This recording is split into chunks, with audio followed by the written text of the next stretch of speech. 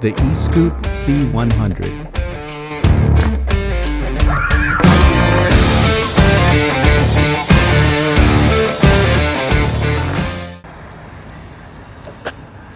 Hello everyone, welcome to Brian Unboxed. In this video, we're going to look at the Eskute C100 electric bike. Here's a look at how the bike comes in when it's delivered. It has a lot of foam and plastic protecting it. Assembly is required and the user guide walks you through the process.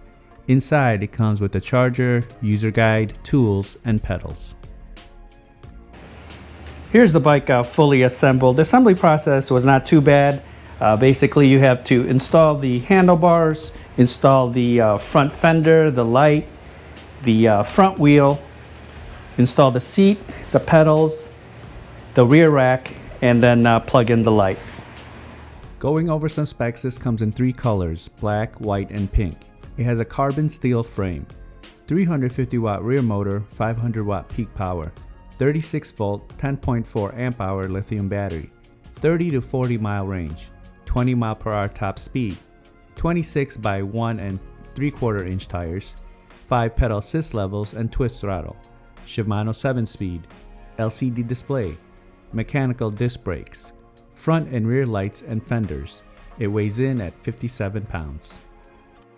A walkthrough around the bike, you'll see that the front has a front light, front fender, 26 by 1 3/4 inch tires, and mechanical disc brakes. Towards the middle and the back, you'll see the battery keyhole, the battery, kickstand, rear rack, rear light, rear fender, mechanical disc brakes. On the other side, you have a view of the 350 watt rear motor and 7-speed cassette. Looking at the handlebar area, you have the brake levers, the bell, controls, display, gear shifter, and twist throttle. So powering up the bike, you have the control on the left here. You just want to press the power button on the display. It's a decent size display. You have the plus and minus button to increase the pedal assist. So you have 5 levels and the minus will decrease it. Pressing the power button again will cycle through the odometer, trip, voltage, and time. Holding the plus button for a few seconds will activate the front light and the rear light. Holding down the minus button will activate the walk assist feature.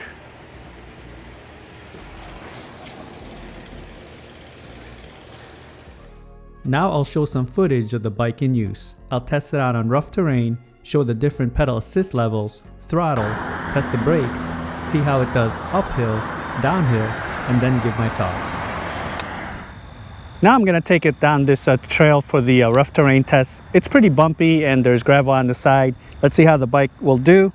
It does have the front suspension forks and the saddle's pretty wide. All right, here we go, rough terrain test.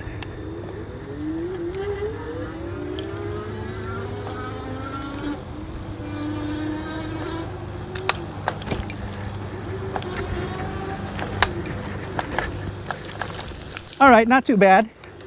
You do feel the bumps, but the suspension does help. You can see it go to work.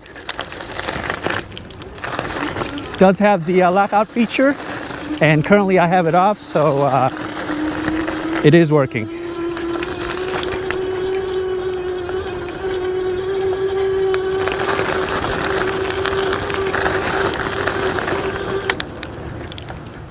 Now onto the speed test. The bike does have the pedal assist. It has 5 levels and it also has a twist throttle.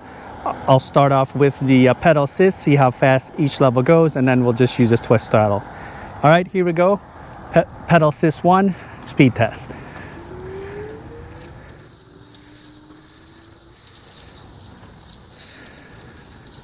All right, about 8 miles per hour on pedal assist 1. Moving to 2.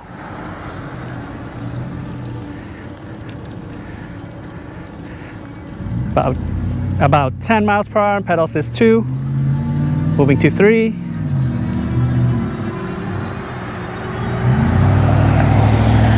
About 14 miles per hour. Moving to 4. 16 miles per hour. Actually 17 miles per hour. And 5.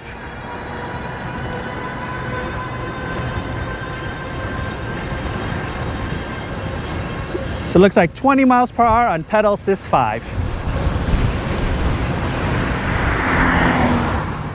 Okay, so with the pedal assist, we reached 20 miles per hour. Now I'm just gonna use the twist throttle and see how fast I can go. All right, speed test with the twist throttle. Here we go.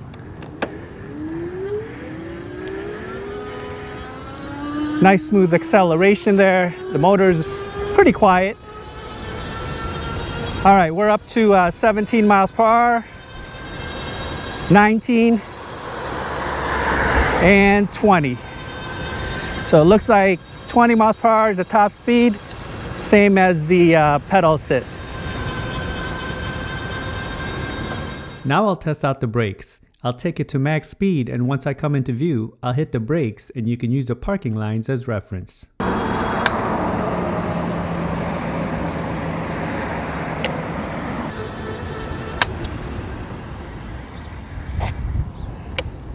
Now onto the uphill test. We saw that with the speed test we reached 20 miles per hour. This road has a nice gradual incline throughout. So let's see if it can maintain the speed or if it loses speed as we make it up the hill, and then we'll do the downhill test. All right, here we go, uphill test.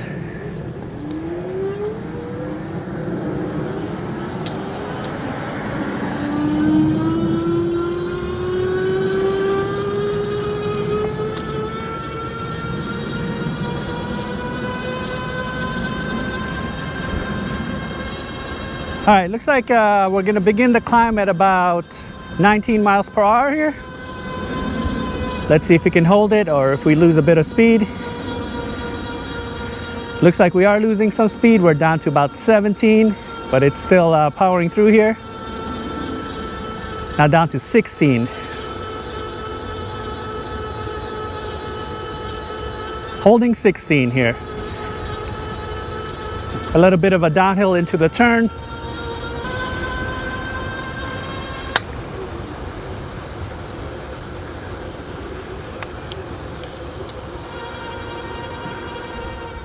So with the uphill test, we began to climb at 19 miles per hour and then just lost a little bit of speed down to 16, but it was able to make it up the hill. Now we'll do the downhill test. Let's see how it handles, and I'll probably have to slow it down at that midpoint by the turn there. All right, here we go, downhill test.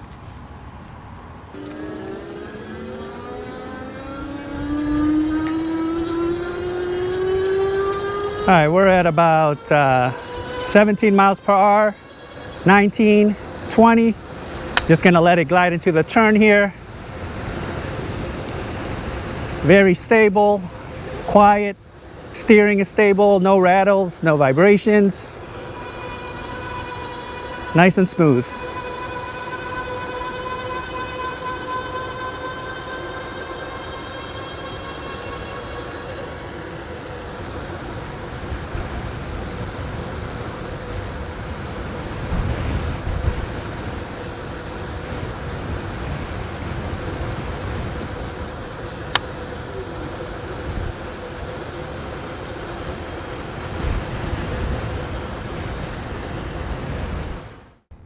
Here are my thoughts on the bike.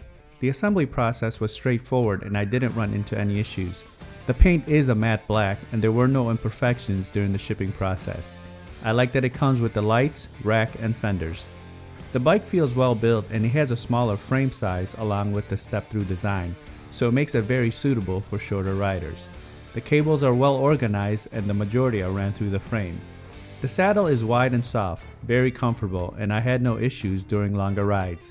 The handlebars are a good length and they're angled in a bit. You don't have to lean forward. The steering felt stable and tight. There were no rattles or vibrations. Rough surfaces will be a bit bumpy. It does have the front suspension forks to help absorb the bumps, but it's best to keep it on smooth terrain. The 350 watt motor, 500 watt peak is decent. It was able to handle the inclines with minimal speed loss and maintained about 16 miles per hour. With pedal assist, I reached 20 miles per hour along with the twist throttle. This has an advertised max speed of 20 miles per hour and a range of up to 30 to 40 miles, but this will depend on the throttle usage, pedal assist level, weight, and environment that you're in. The mechanical disc brakes had good stopping power and they grabbed on quick. The display is about medium size, simple and intuitive. It's easy to read and it doesn't get washed out on bright sunny days. Overall, the bike was solid and it performed. It's another option if you're looking for a smaller step-through type e-bike. Decent range and power. So that is my review of the Eskute C100 electric bike. If you like my video, go ahead and hit that like button, and if you haven't subscribed yet, hit that subscribe button as well. Until next time, this is Brian Unboxed. Take care, everyone.